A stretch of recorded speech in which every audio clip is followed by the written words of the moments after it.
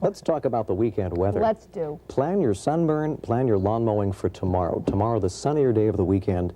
Temperatures in the mid to upper 40s, a really nice day. It now looks like the sun will get snuffed out by some clouds on Sunday, but all in all, a pretty nice weekend is on the way. Good.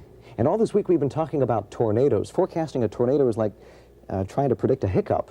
You know roughly when the hiccup is going to come, but trying to predict the exact instant and the severity of the hiccup, if I may use this analogy, is almost impossible.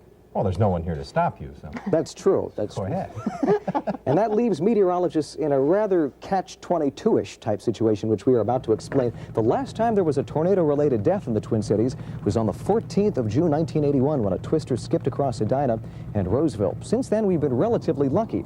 When will the next tornado strike close to home? Well, it's impossible to predict individual twisters. They are much too small and much too brief to show up on the computer forecasts. But meteorologists do have a pretty good idea when conditions are ripe for a tornado outbreak.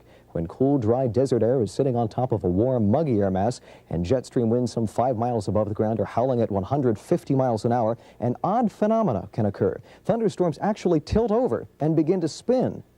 And this spinning can eventually spin up a thunderstorm. Now, when an ice skater brings her arms close to her body, she spins faster.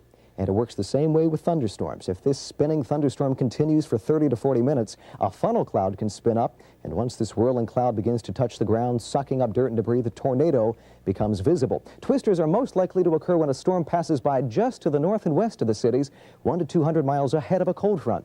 But even when a twister touches down in Minnesota, it affects less than 1/100th of 1% of the viewing area. Most folks don't see them, and this can bring about the dreaded cry wolf syndrome. Most people don't see the tornadoes, and even if a tornado warning is issued, they tend to be apathetic.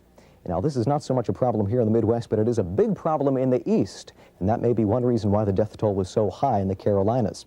You know, you can actually detect tornadoes and severe thunderstorms on your TV set. You have a crude radar, and you're looking at it right now.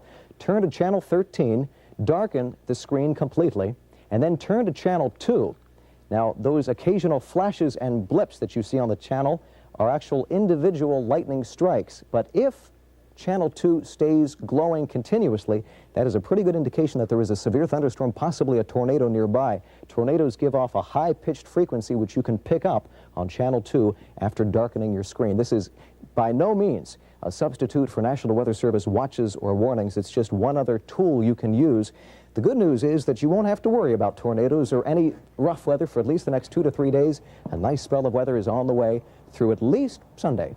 Earlier today in our backyard, enough blue sky for a high of 47.